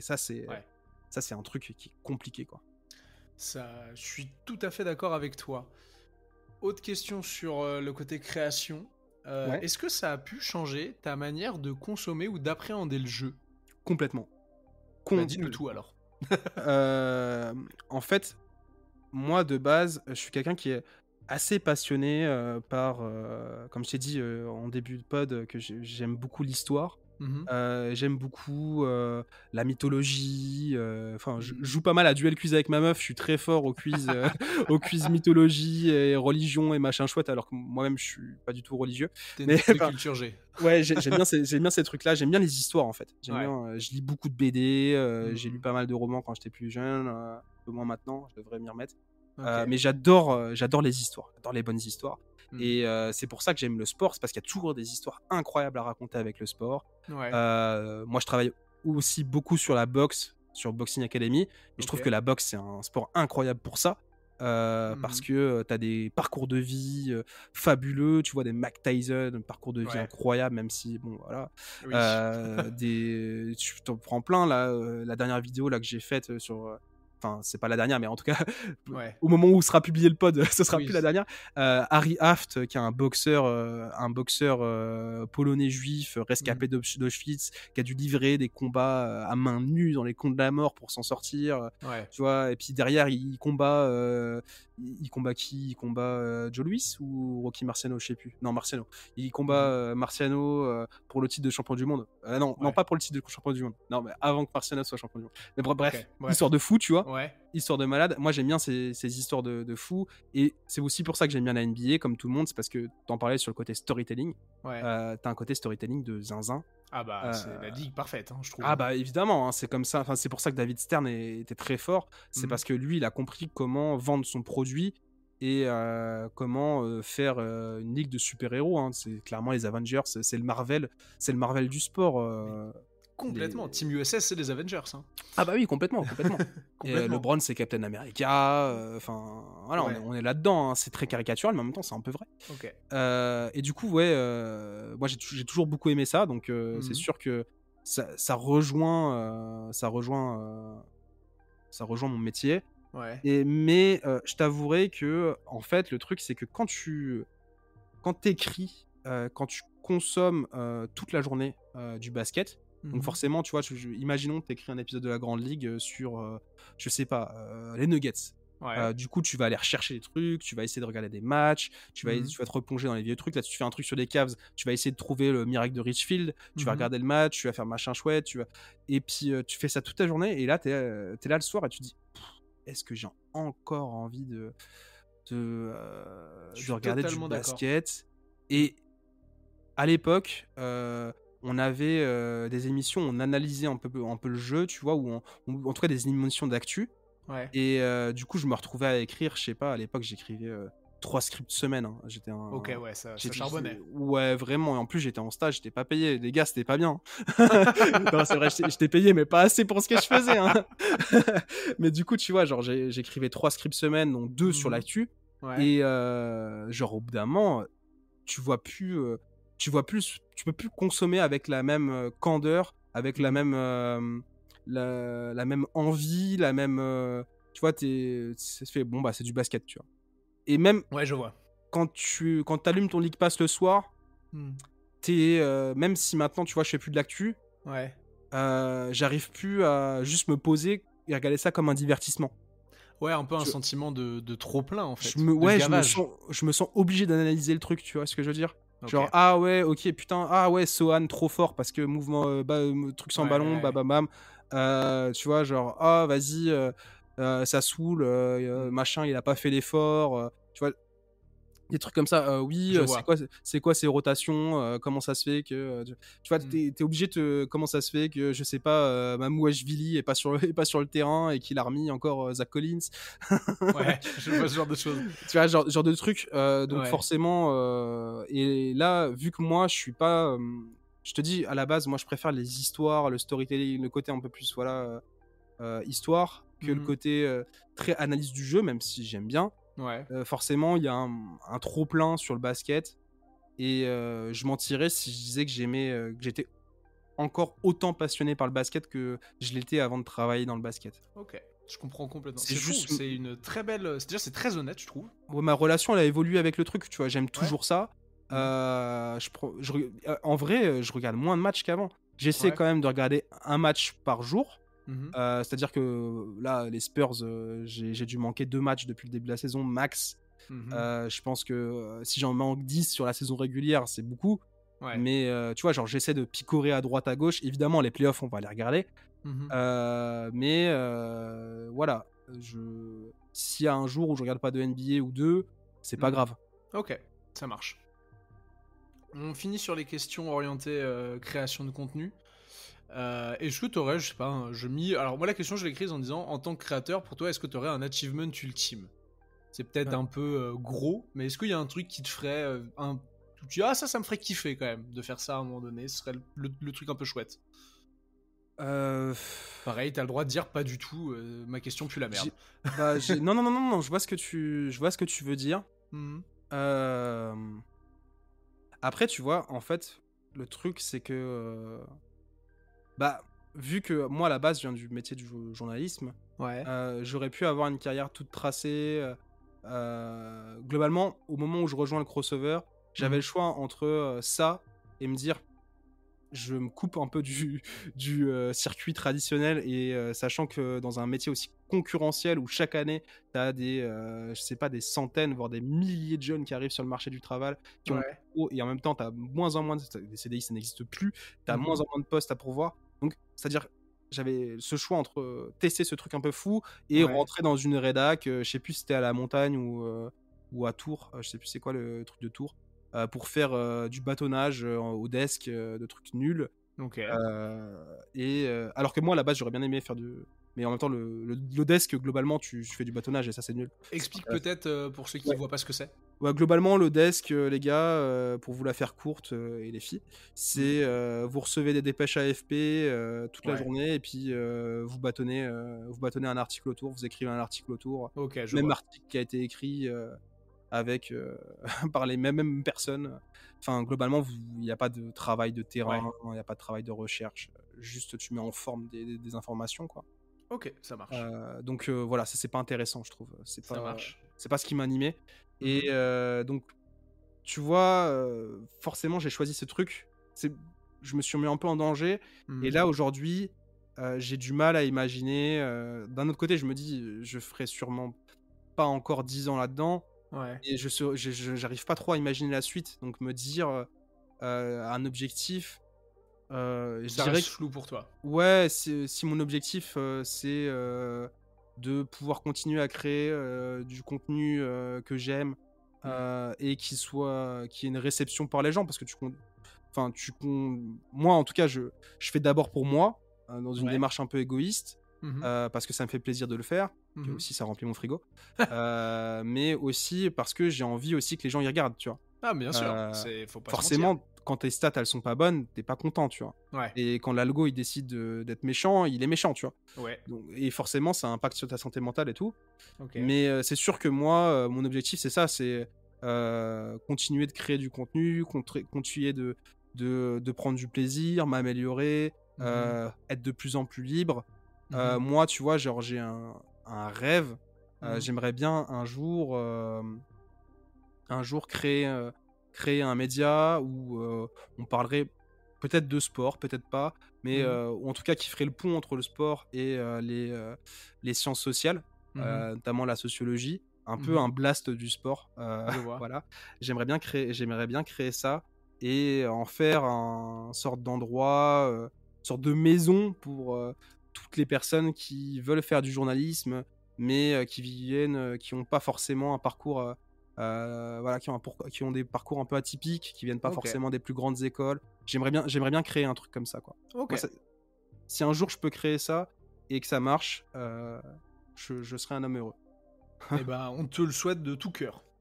C'est pas ce qu'on peut dire de plus, à part on te le souhaite. C'est un beau rêve. En tout cas, on te le souhaite. En tout cas, on te le souhaite, et vraiment à 100%, je te le souhaite de tout cœur, parce que c'est vraiment un beau rêve et un bel objectif. En attendant, il y a encore plein de trucs à faire, tu vois. Genre, bien sûr. Il y a encore plein de trucs à faire sur le crossover, sur Boxing Academy. Mais bon, voilà, je te parlais d'un objectif lointain, quoi. Ça marche. On l'a compris depuis ce début. Ton joueur préféré, c'est Manu Ginobili. Ouais.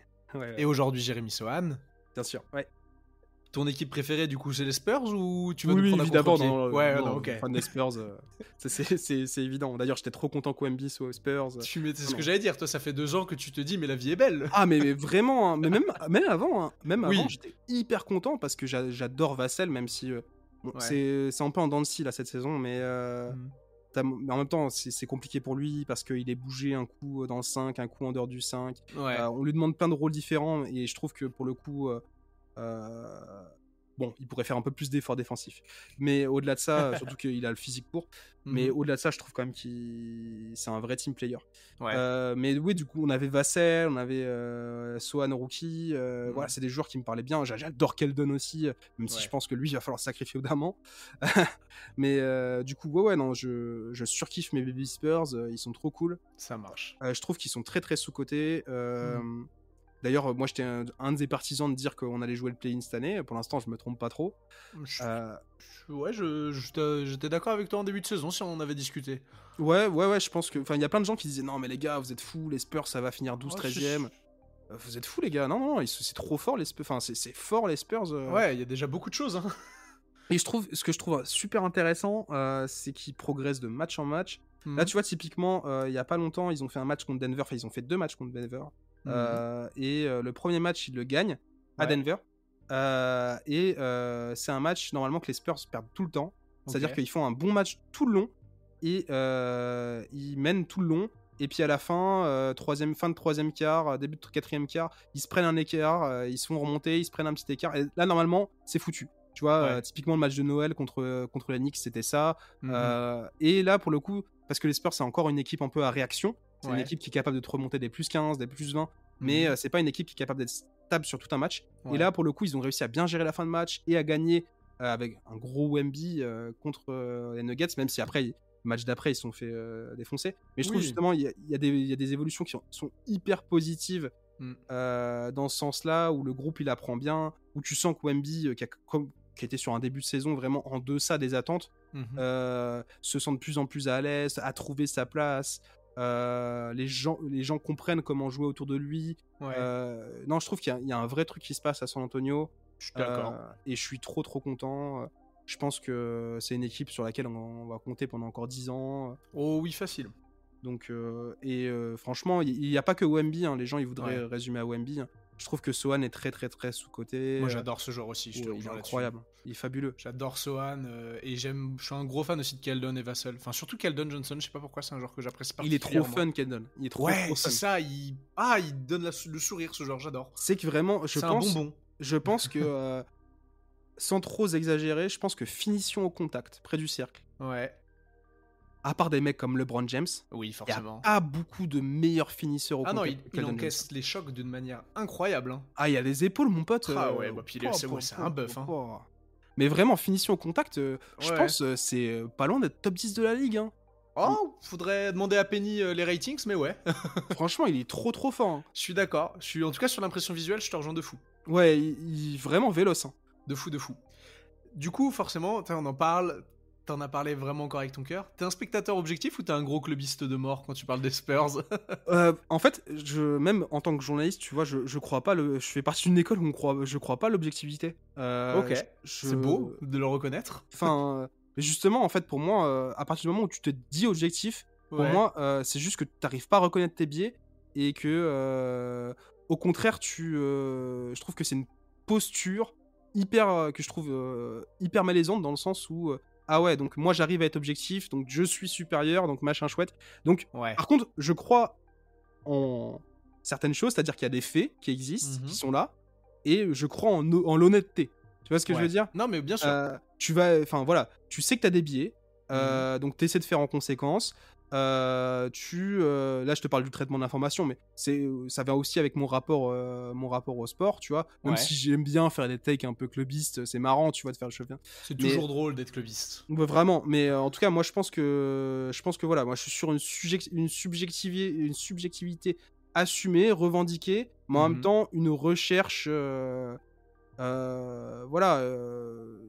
Une recherche, j'essaie d'être le plus honnête possible avec moi-même et avec les autres en respectant des faits, tu vois, il y a des faits, ils sont là, au bout d'un moment, tu vois, genre, on peut les interpréter autant qu'on veut, une victoire, c'est une victoire, et ça va dans le journalisme, je sais pas, un gars qui s'est fait tirer dessus, c'est un gars qui s'est fait tirer dessus, après on peut interpréter comme on veut, mais ça c'est un fait, il est immuable, il est comme ça. Je suis d'accord. Et je pense que si tout le monde avait ce rapport-là, là tu vois, on prend une position que je critiquais au début de mon analyse, mais si tout le monde avait un peu ce rapport-là dans la vie de tous les jours à la non-objectivité, ça serait un peu plus sain, notamment en politique.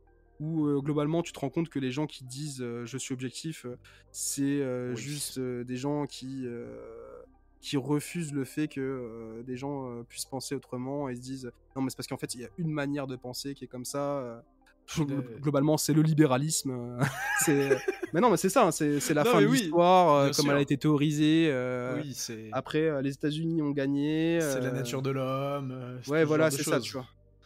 On est Donc d'accord. Donc t'es un voilà. subjectif assumé, Ouais subjectif assumé mais mais qui peut se faire remettre enfin qui est capable de se remettre en question et de comprendre qu'il n'a pas la vérité absolue. ouais, bien sûr, ça c'est important. C'est C'est très important important. dans la subjectivité, faut reconnaître que tu n'as pas la vérité absolue.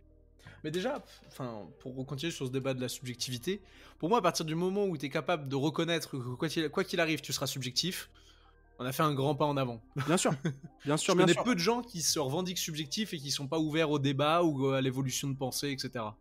Bien sûr. Après, tu vois, moi, c'est un débat que j'ai souvent avec Benjamin Moubèche, que je sais pas si tu le connais, c'est un Ouais, bien journaliste, sûr. voilà, journaliste qui est à San Antonio, qui travaille notamment pour Mm. Rivers. Mm. Allez le lire, c'est un GOAT. Oui, oui, Oui, basket. vraiment, allez suivre Benjamin, c'est très cool ce Et qu'il donc, fait. il a été mon stagiaire, ça a été aussi enfin, c'est aussi un de mes meilleurs amis. Mhm. Et donc, c'est un truc dont on parle régulièrement ensemble, parce que lui, il a une approche complètement différente de moi. C'est-à-dire qu'il a une approche presque plus mathématique, scientifique, dans le Ouais, sens, j'aime pas sciences dures, sciences molles, c'est pas vrai, oui, mais en tout cas, pas sciences sociales, mais vraiment sciences, ouais, tu vois, des maths, quoi, ouais. du basket. Et pour lui, il peut, dans sa tête, il fait des analyses objectives, parce qu'il fait, non, mais là, je me base sur de la statistique, sur des trucs comme Ouais, ça. je vois. Alors que pour moi, dans ma tête, tu vois, il a une approche scientifique. Et Mhm. je pense qu'on peut avoir une analyse scientifique du basket, mais aussi sur les sciences sociales. Tu vois, genre si par exemple tu vas aller analyser, je sais pas, la reproduction sociale dans le sport, te dire est-ce que la NBA, ce storytelling autour des joueurs, Ouais, issu de genre rien. issu de rien, est-ce qu'il est, tu sais, les Giannis Antetokounmpo, les LeBron James, est-ce Ouais. qu'il est vraiment vrai ou est-ce qu'on est sur une ligue d'héritiers comme pourrait le théoriser Bourdieu, tu vois. Mhm. Mais du coup, c'est vrai on est sur des approches un peu différentes sur ce truc. C'est un truc sur lequel on parle beaucoup. Sur c'est quoi l'objectivité dans le journalisme et dans l'analyse sportive notamment. Mhm. Donc voilà. J'ai essayé de mettre des mots sur des ressentis. Mais c'est pas un truc sur lequel je suis complètement fixé. Mais voilà. Ok. Ok, ok, je vois. Derrière cette question qui était un débat caché, Mhm. revenons sur quelque chose où peut-être que tu répondras plus facilement. Quand tu parlais que tu consommais ton petit match quotidien, Ouais. quand tu le consommes, donc j'imagine quand tu regardes les Spurs, qu'est-ce qui retient ton attention? Est-ce qu'on parle des systèmes qui vont être mis en place? Est-ce qu'on parle gestion de momentum? Est-ce qu'on parle vraiment spectacle? Est-ce que c'est un peu de tout? Euh, moins en moins spectacle. Je dirais que Ouais, spectacle, c'est un peu plus réservé sur des rencontres à fort enjeu, ok. je dirais. Parce que forcément, quand t'es stressé, tu vois, parce que bon, moi ça m'est arrivé, ça fait longtemps que ça m'est pas arrivé d'être stressé devant un match NBA parce que Ouais. forcément les Spurs ça fait longtemps qu'ils n'ont pas eu joué des très gros matchs. Mhm. Euh, mais euh, mais ouais, je dirais que ça dépend. Ok. La plupart du temps, je suis vraiment focus, comme je te disais, sur un peu l'analyse des Spurs. Et Mhm. même des fois, je serais incapable de dire ce qui s'est passé sur l'équipe d'en face parce que tellement que je regarde les Spurs, tu vois. Je Ouais, la je regarde vois. en attaque, en défense. Je suis vraiment sur un focus des 5 joueurs qu'il y a sur le terrain à ce moment-là et que les 5 joueurs des Spurs, quoi. Ok. Donc je dirais que ce truc-là. Après, ça Mhm. dépend, tu vois. Des fois, je vais aller regarder des matchs pour le LoL. Genre, je me dis, vas-y, il y a une affiche sympa, il y a un Knicks Celtics. Ouais. Vas-y, on va regarder un peu ce qui se passe. Mhm. Ou des fois, quand j'écrivais des vidéos sur un sujet, je sais pas, en 2022 par exemple, j'avais écrit une vidéo sur les Warriors peuvent-ils reconquérir un titre. Oh, le Euh, nez! Ouais, mais comment ça, ils étaient pas mal. Ils étaient pas mal Oui, à ce mais moment-là. quand même le nez! Ouais, ouais. Et du coup, bah, je m'étais retapé tous les matchs des Warriors. Et du coup, là, j'essayais de comprendre comment ils jouaient, tu vois. Donc, Mhm. je dirais que ça dépend. Mais Ok. ça dépend le mood, ça dépend ce que je regarde. Mhm. Voilà. Encore une fois, une réponse très honnête, merci. On en parlait quand tu nous faisais un petit peu ton récap au début de ton évolution avec le basket. Tu en as consommé, on parlait de contenu qui parle basket, on parlait tout à l'heure du Mhm. Hoopcast et de TT. Tu les consommes toujours ou alors plus du tout? Plus du tout. Plus du tout. Donc les Euh, contenus qui traitent de l'actu, c'est loin de toi pour l'instant. Ouais, ouais, vraiment. Ok. Plus du tout. Et c'est pas une critique forcément envers eux, hein. Non mais bien sûr. En fait, le truc, c'est que il y a un truc. je vais dire la réponse. Je vais d'abord te dire la réponse honnête, et puis ensuite je ferai la langue de bois. Normalement, je devrais faire l'inverse. Mais la réponse honnête, c'est que forcément, quand tu es dans un domaine comme ça, on te compare tout le temps, tu vois. Ouais, Euh, et, euh, et forcément, au bout d'un moment, tu vois, c'est un peu chiant, tu vois. je Genre, vois. quand on te met, TBNL, ça ressemble à TBNL en dessous de ta vidéo, alors que ça fait 3 ans que tu fais des vidéos comme ça, ou 4 ans, ou 5 ans, tu vois. Je vois. Genre, t'es là, tu fais, pff, oui, on a compris, tu vois, la TBNL, c'était super cool, les gars, mais les gars, Ouais, passer à autre chose. ouais, ça fait des années, et puis au bout d'un moment, tu vois, genre, je sais pas, Alex, il est pas propriétaire de l'histoire de Tim Duncan ou de Brandon Roy, tu vois ce que je veux dire? Bien sûr. Euh, Au bout d'un Même moment, s'il le les a fait de raconter des histoires, c'est pas Alex qui l'a inventé. Ouais, mais c'est ça, même s'il les a super bien racontés, que cette vidéo était Oui, trop chouette, tu vois. bien sûr. Non, mais Mais complètement.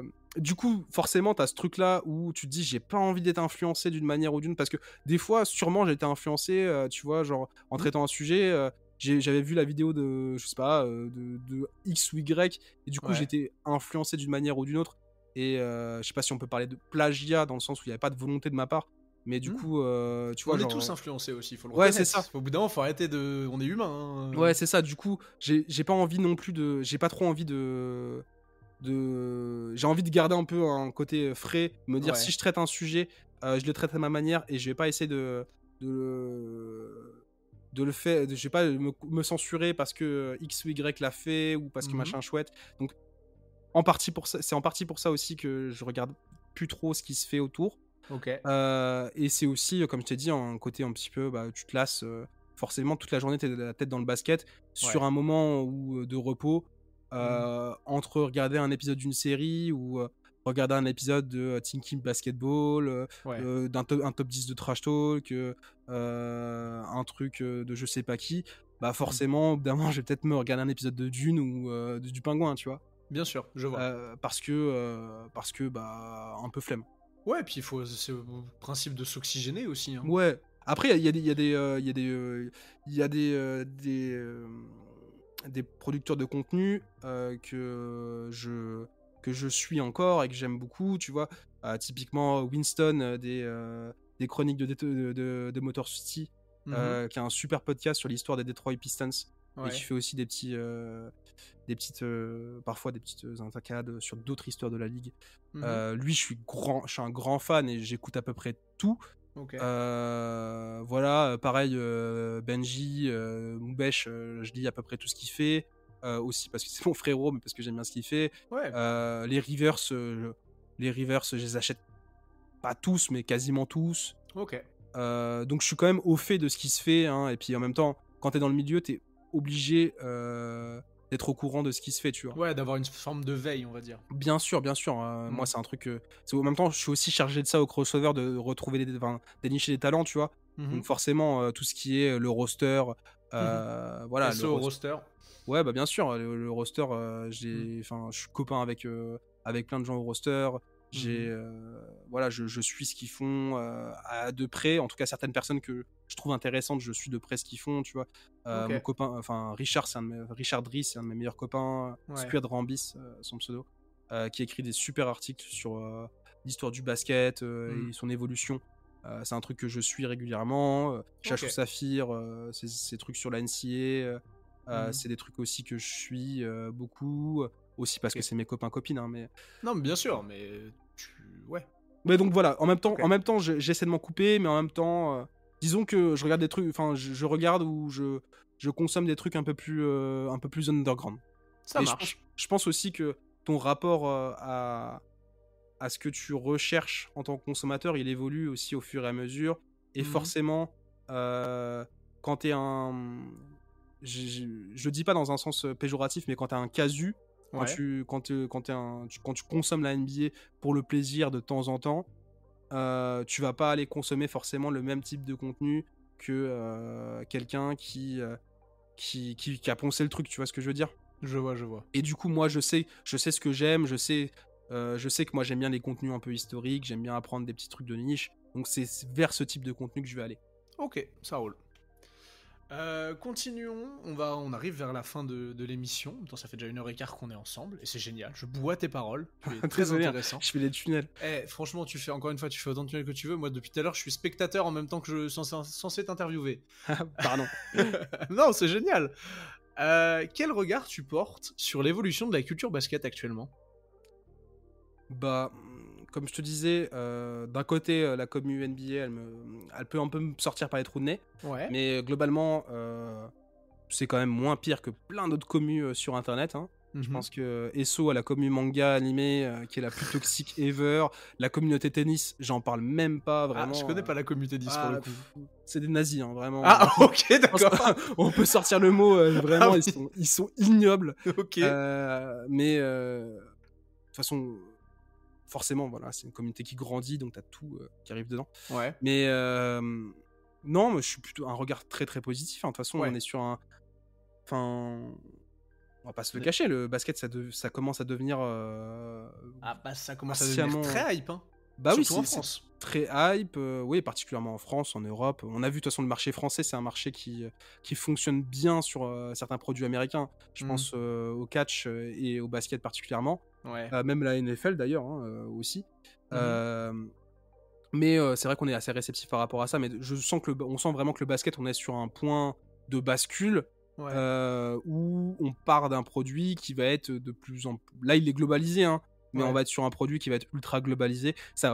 Je pense qu'il va encore falloir quelques siècles avant que ça dépasse le football, et peut-être que ça ne le dépassera pas.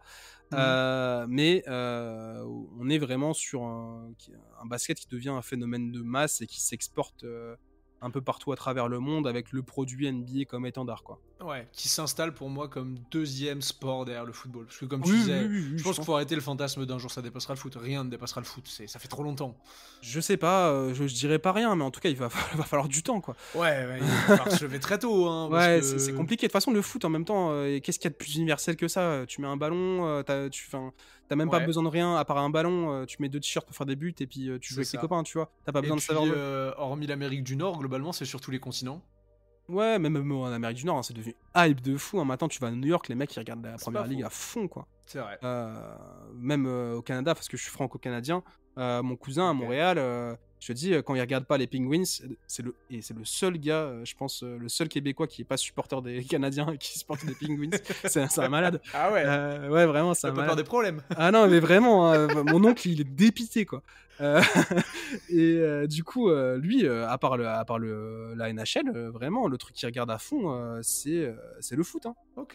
Ouais, non, c'est vrai. Après, voilà, si encore ça se développe dans les territoires où c'était moins développé. C'est parce que nous, on sent justement qu'il y a un regain, enfin une baisse de la hype du foot. Par contre, aux États-Unis, c'est une dinguerie. Hein, tu vois, des mecs genre des gros streamers genre iShowSpeed et tout, qui sont à fond foot et qui en même temps créent un engouement comme ça. Tandis que nous, tu vois, c'est un peu l'inverse. J'ai l'impression qu'il se passe. Mais après, je sais pas, j'avais quand même une tendance à me dire que le foot aurait du mal peut-être un peu à percer aux États-Unis dans le produit commercial que ça peut être, parce que 2 fois 45 minutes sans publicité, les Américains, ça les fait un peu criser. Ah bah t'inquiète, Piqué, il va trouver la formule. Oui, c'est pas faux, c'est vrai qu'il y a Piqué qui réinvente le football. Voilà, je pense qu'on arrive sur un tournant aussi, même sur le basket. Je pense que Adam Silver, en fait, là, il en est à un moment je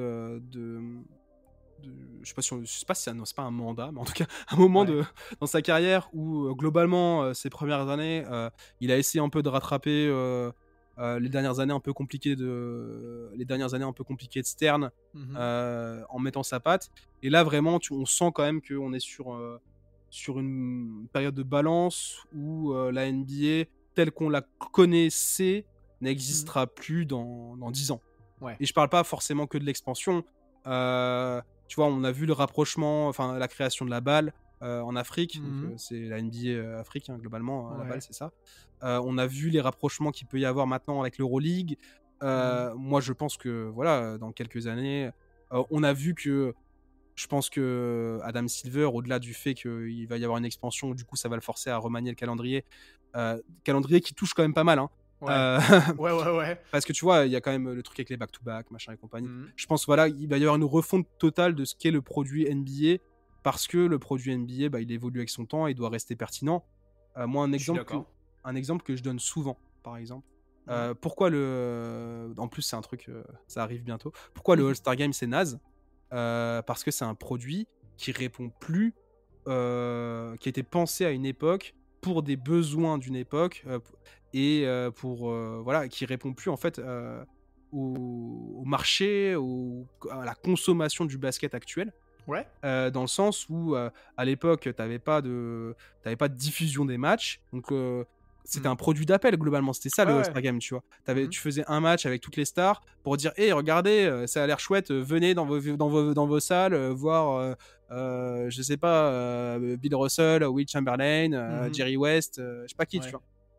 Et c'était aussi un moyen pour les joueurs de se faire voir. Donc forcément, fallait qu'ils performent parce que tu Ouais. te fais voir, tu te fais connaître, tu vas aller signer un contrat avec, je sais pas, avec Ouais, avec un le transporteur équipementier, ouais. automobile de la ville qui va te filer un petit chèque, tu vois, pour que tu fasses la pub sur le truc. C'est comme ça que ça marchait à l'époque. Ouais, de fou. Et du coup, voilà. Ok. Tandis que, donc c'est pour ça aussi que voilà, ça marchait aussi bien. Pareil dans les années 90 où globalement on avait très peu de matchs qui filtraient. Et le seul moyen de voir Jordan et Wing, Ouais, de les voir tous au même endroit. tous au même endroit, c'était ce moment-là. Là Ouais. maintenant, t'as envie de voir LeBron, bah tu le vois un soir sur deux sur ton League Pass. T'as envie de voir Ja Morant, tu le vois un soir sur deux quand il tire pas sur quelqu'un sur ton League Pass. Euh, euh, T'as envie de voir Joel Embiid, bon tu le vois pas parce qu'il joue pas. Mais Ah, j'adore. mais bon, tu vois ce que je veux dire? Ouais, je vois ce que tu veux dire. Et je pense que Adam Silver, il a conscience de ça. Et globalement, il fait évoluer son produit pour qu'il reste tout le temps Pertinent avec son époque. pertinent et qu'il puisse conquérir de nouveaux publics. Ok. Et donc je pense qu'on est dans une période de bascule où globalement, d'ici 15-20 ans, on sera sur une NBA complètement mondialisée. Ouais. Voilà. Où le titre champion du monde voudra dire quelque chose. Mais ouais, je pense que voilà. Et je pense Ok. que même le format, peut-être les minutes, tu sais, s'il touche pas au nombre de matchs, peut-être qu'il va toucher au carton. Donc Ouais. voilà, je pense qu'on est sur une période où le basket va beaucoup évoluer. Peut-être que ça sera en bien, peut-être que ça sera en mal. Après, ça c'est voilà, l'appréciation de chacun. Après, on sait bien que les logiques qu'il va avoir derrière, c'est des logiques économiques. Hein, on va Oui, pas se bah. mentir. Ouais. C'est pour ça que, tu vois, j'ai fait le parallèle avec le foot. Je pense que le foot, là, le 2x45, avec Ouais. des équipes qui maintenant sont ultra en place en défense. Tu vois, je t'en parlais en début. Hein. Globalement, moi, c'est pour ça que j'aime moins le foot aussi. C'est parce que maintenant, t'as je veux dire, t'y as plus de numéro 10, t'y as plus le football. Tu vois, non, mais tu vois ce que je veux dire? J'ai pas envie de faire le vieux con parce que c'est ce que je critique au basket. Ouais. Mais disons que je pense que La le hausse foot, du niveau technique ouais. impacte le produit de base. Ouais, puis la dimension physique et voilà, Mourinho est passé par là. Mais je pense que en fait le football, si aujourd'hui il vit une petite crise comme ça, voilà, en tout cas au moins au niveau européen, c'est parce qu'aussi il a pas su se réinventer en tant que produit. Ok. Et d'ailleurs ils ont fait trop de matchs, ils ont fait n'importe quoi, tu vois. Mais et donc je pense que voilà, on est sur le basket où pour le coup et peut-être dans des mains de personnes. Bon, je parle d'Adam Silver parce que l'Euroleague est pas dans les très bonnes mains, Non. mais en tout cas, dans des mains de personnes qui sont des personnes compétentes et qui ont des visions, voilà, qui sont des personnes intelligentes, quoi. Je vois. Donc un regard positif et plutôt un sentiment d'évolution. Positif, je sais pas, curieux en tout cas. Je suis Ok. curieux. Curieux.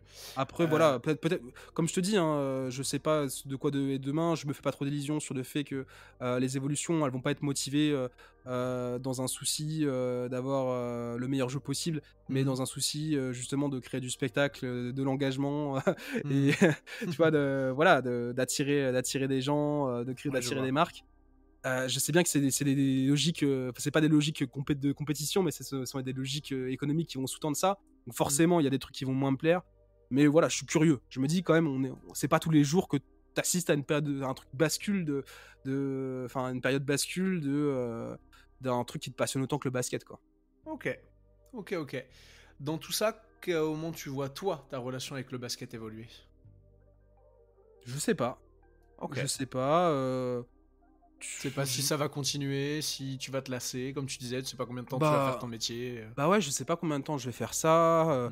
Tu sais, des fois, je le prends dimanche. Pour tout te dire, là, de toute façon, là, je raconte ma vie, mais dimanche, j'étais au repas de famille avec la famille de ma meuf. Mhm. Et on me disait, ah ouais, tu vas être ministre des sports ou je sais pas quoi. Et tu sais, c'est des blagues, tu vois, genre t'as en truc de famille, quoi. Je vois. Et des fois, ça me fait un peu mal qu'on me résume au sport, tu vois. Je vois. Genre, j'aime le sport parce que il y a toute la société qui est résumée dans le sport et tout est exacerbé parce que Ouais. t'as plein d'émotions, t'as plus d'enjeux, enfin, c'est sûr, l'enjeu il est là, Mhm. la passion, tout ça, donc tout est exacerbé, mais en même temps c'est toute la société qui est résumée, tu vois, Ouais. dans le sport, donc c'est pour ça que j'aime ça aussi. Mais j'ai pas envie non plus de m'enfermer dans le sport toute ma vie, même si j'adore ça. Donc je sais pas, peut-être que le basket, ça finira par devenir une vieille amie Ok. que tu vois de temps en temps, toujours avec plaisir, et puis que tu revois à certaines périodes de ta vie, ou peut-être que ça ira, le restera, je sais pas. Ok. On verra. Mais en tout cas, je serais triste qu'il y ait plus du tout de basket dans ma vie, ça serait chiant. Je pense pas que ça aura lieu. Ok. Bon, c'est quand même un petit sentiment où oui, ça va rester peut-être en lame de fond, mais Ouais, peut-être pas avec la même place. Ça ouais, marche. puis j'aimerais bien, tu vois, genre, j'arrive à un âge où tu te poses la question d'avoir des gosses, tu vois. Ouais. J'aimerais bien, à défaut de matrixer et de faire des projets, des projets Ginobili, tu vois. Projet de J'ai Ginobili, hein, pas n'importe qui. Faut qu'il comme je soit te dis, gaucher. je leur rase la tête, c'est let's go. Emmanuel Boris Ginobili Poulain. Oh. Euh, non mais tu vois, j'aimerais bien, typiquement avec mon père, tu vois, j'ai eu des rapports un peu compliqués. Comme je te disais, un des trucs qui a fait qu'on a été liés, c'est qu'on regardait le sport ensemble et qu'on Je vois. partageait ça. Et bah, j'aimerais bien partager ça sans leur imposer, tu vois, parce que s'ils en Ouais, ont rien à cirer du bien sûr. basket, tant pis, peut-être qu'ils préféreront autre chose. Mais j'aimerais bien, tu vois, genre créer ce lien avec quelqu'un, partager ça, et Transmettre regarder. cette passion. Ouais, tu vois, genre, je sais pas, dans 15 ans, regarder les finales NBA avec mon fils, ma fille ou whatever, Ouais. d'une manière dont il ou elle s'identifiera. Mhm. Mais regarder ça, ouais, ça serait chouette, tu vois, partager ça serait chouette. Ok. Oui, bah, pareil, on te le souhaite. Hein, c'est pour être une belle chose. Je n'ai plus de questions sur le conduct. Il me reste juste une question. Je ne sais pas si tu as écouté déjà des épisodes, mais on a un truc où l'invité précédent pose une Ouais. question à l'invité suivant, et toi tu vas avoir à faire de même. Il en est que l'invité précédent, c'était monsieur Kevin The Green Cigar, notamment du roster, du podcast, de plein de choses. Il te demande, est-ce que tu penses que l'Euroleague peut rattraper son retard sur la NBA? Euh, alors, je vais répondre en deux temps. Vas-y. Le premier temps, je vais faire écho à une take que Evan Fournier a eue il y a 3-4 jours. Ouais. Et pour une fois que Fournier dit un truc à peu près sensé, on va être. Je rigole. Non, je rigole. Mais bon, disons que voilà. Un nombre de balles, de chargeurs qui ont été vidés dans cet épisode. Non, mais bon, si on avait pu lui couper Twitter pendant le Covid, ça aurait été pas mal, quoi. Mais disons qu'il disait un truc que je trouvais super intelligent, Evan. C'est que il en avait marre qu'on lui pose des questions sur la comparaison avec la NBA et l'Euroleague parce qu'il trouvait ça débile. Ouais. Parce que comme on l'a dit plus tôt, tu vois, genre c'est pas les mêmes logiques. Déjà, c'est Ouais. pas les mêmes règles. C'est pas le même format de compétition. C'est pas le même Euh, terrain, c'est pas la c'est même pas- durée de match. c'est ça. Et puis c'est pas les mêmes puissances économiques. Hein. Enfin, au bout d'un Ouais. moment, on va pas se mentir. De fou. Mike James, il est payé combien, Mike James? Il est payé comme une mid-level exception, moins qu'une mid-level exception en NBA, tu vois. Ouais, je pense. Donc il est payé un peu plus qu'un minimum vet.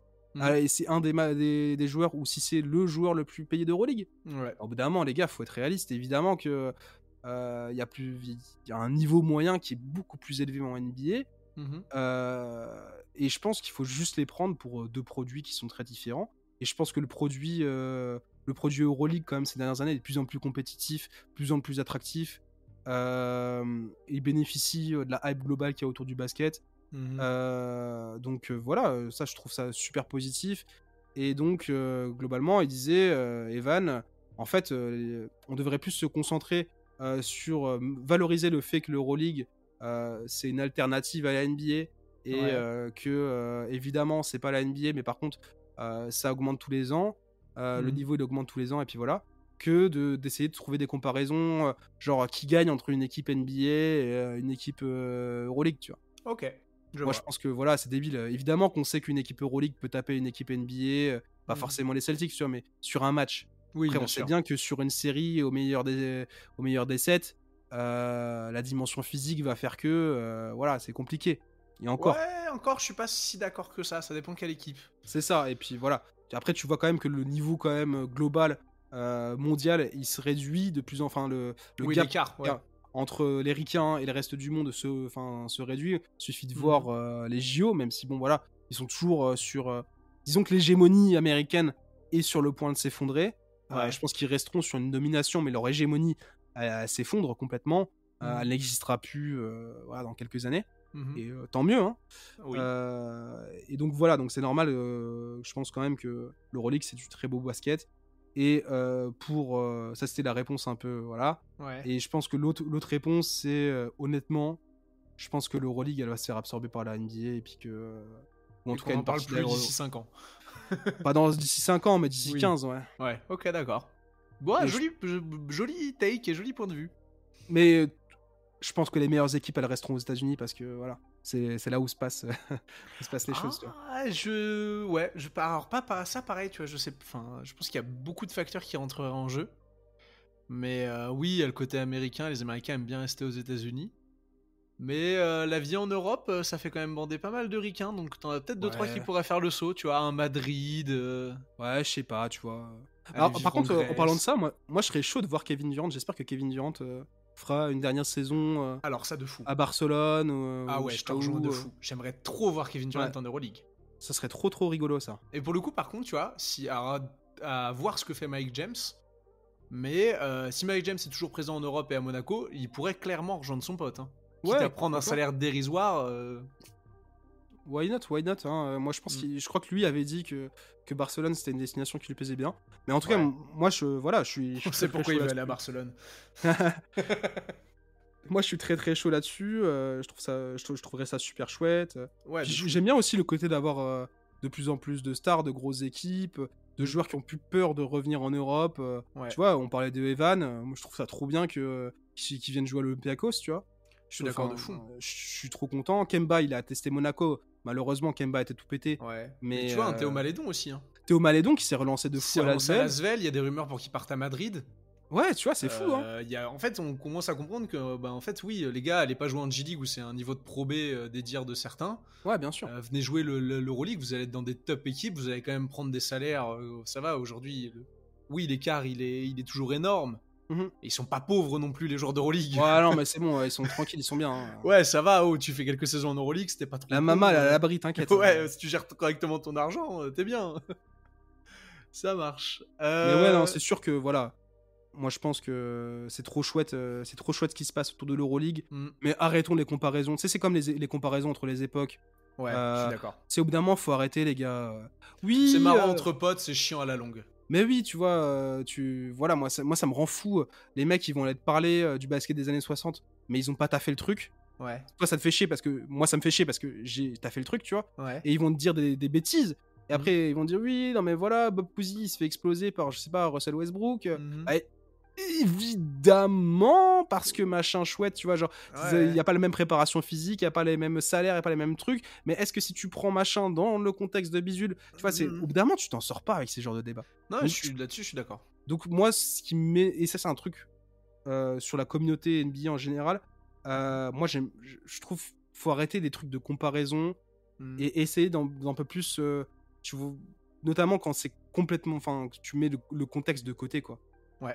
Faut essayer de comprendre les contextes et au lieu des comparaisons, faites des liens, tu vois, faites des liens. Je vois. Et en plus, c'est toujours les mêmes débats qui pop, tu vois. Mhm. Toujours les mêmes débats.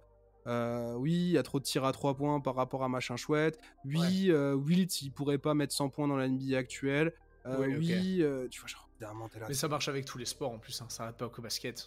Ouais, non, évidemment. Mais Mais ok. voilà, moi, c'est des trucs qui me gonflent. On Globalement. arrête les comparaisons. Voilà.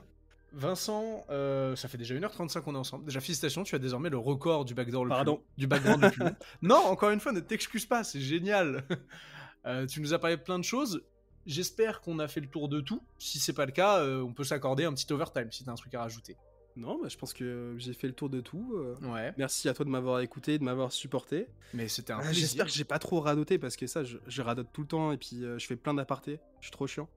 Mais En tout cas, encore une fois, comme je te l'ai dit, j'ai été le premier spectateur de cet épisode et c'était un plaisir à écouter. Donc, Mais donc voilà, matez-vous du Ginobili, faites-vous plaisir, arrêtez les débats à la con, et puis voilà, soyez pisse un peu.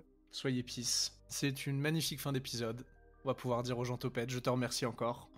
Abonnez-vous à Merci à Backdoor, toi. allez suivre tous les liens en description de ce que Vincent aura bien voulu mettre pour suivre son travail. Vincent, au revoir. Bah salut. Topette.